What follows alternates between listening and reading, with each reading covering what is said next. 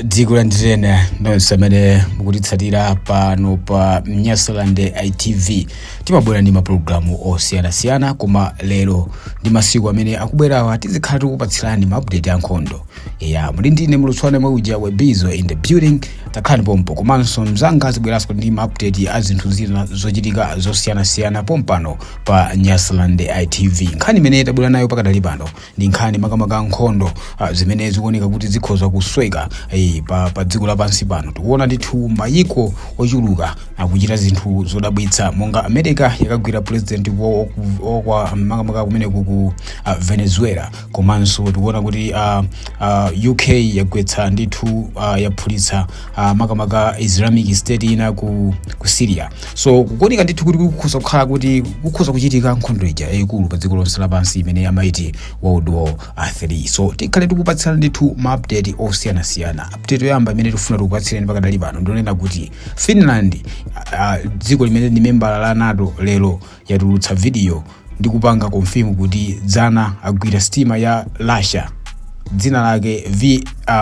lake MV Feedback imene inachokera ku Russia. Stima imeneyi anayipezera mnyanja itatsitsa anthu amene analowa pansi pa nyanja kukadula ma-cables a internet a maiko achizungu Europe, kuti maikowa network yonse isiye kugwira ndi mafoni omwe.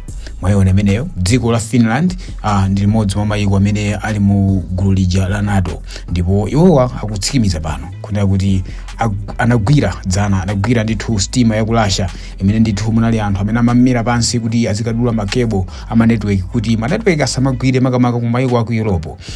So mukhoza kuona kuti pamene papa pakhoza ndithu kuchitika chinthu chosaweruzika. Dziko la Russia ndi limodzi mwa maiko amphamvu, maiko akuluakulu pa dziko lonse lapansi, komanso makamaka dziko limene lili ndi mabomba owopsa a nyukiliya ochuluka kwambiri. Titakambaponso za zimenezi kunena kuti dziko la Russia lili ndi manyukiliya ambiri kuposa dziko la America, ndipo ndikusikopweka kuti dziko la America lichite nkhondo ndi dziko la Russia chifukwa kudziwa kuti chimenecho chizakhala chiwonongeko cha dziko lapansi, kuti manyukiliya amene ambe kuphulika pa dziko lino ndikuti zizakhala kuti zinthu sizizayenda.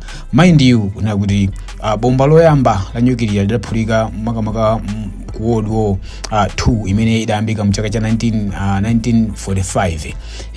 World War 2 imene kunaphulika ndithu bomba loopsa kwambiri la nyukiliya loyamba pa dziko lonse lapansi, lomwe lidaonetsa kunena kuti bomba la nyukiliya si bomba lomaseweretsa nalo. So you can see kuti in 1945 anali akugwiritsa ntchito mabomba opsa amenewa. So apapa zinthu zasintha, technology anthu ali advanced. So mabomba amene akupanga pano akusakhala opsa times kuyerekeza ndi bomba limene lidaphulika mchaka cha 1945. Koma bomba limene lidaphulika mchaka cha 1945 ilo si bomba lamasewera, ndi bomba lomwe lidasalaza komanso kuononga makamaka ku Japan mizinda iwiri imene amati Nagasaki komanso Hiroshima. So chiopsezo chilipo chonena kuti kukhoza kuchitika nkhondo yayikulu pa dziko lonse lapansi imene amangoyiti World War 3 ikhoza ndithu kuchitikanso pamene papa. Tikupatsiranso ndithu makamaka update ina imene ndithu imene ikuchokera ku Venezuela, kumene kuku ndithu akuti akuluakulu asilikali ku Venezuela pompano apangisa press conference ndipo alamula dziko la America kuti ipange release president wawo Maduro apobi akuti isweka. Dziko la Venezuela nalonso ndithu lamena mapiko kunena kuti Trump asachite zinthu zimenezi, yeyo ndithu akuyenera kuti atulutse mtsogoleri wawo apobi ndithu dziko limeneli lichita zinthu zosaweruzika. Zinthu ndithu zafika potena kuti zinthu sizili bwino, komanso malipoti ena akutusaona kuti zida zamphamvu ndi asilikali ayamba kutuluka mu mabarracks a Venezuela, ndipo akuzazana ku capital of city.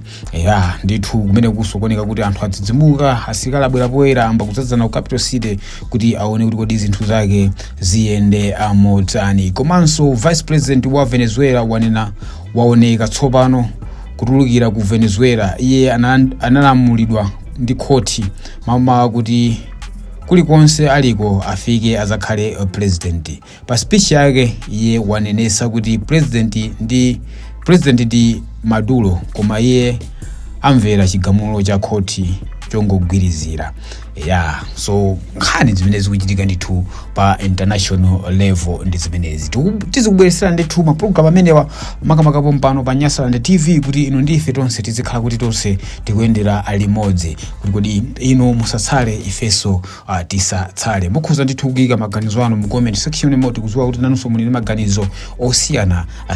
Kodi zimene akupanga a dziko la America ndi zabwino kuchita ataki maiko monga limene achitira ku Venezuela? Tikudziwa kuti Venezuela ndi dziko limodzi mwa maiko amene ali ndi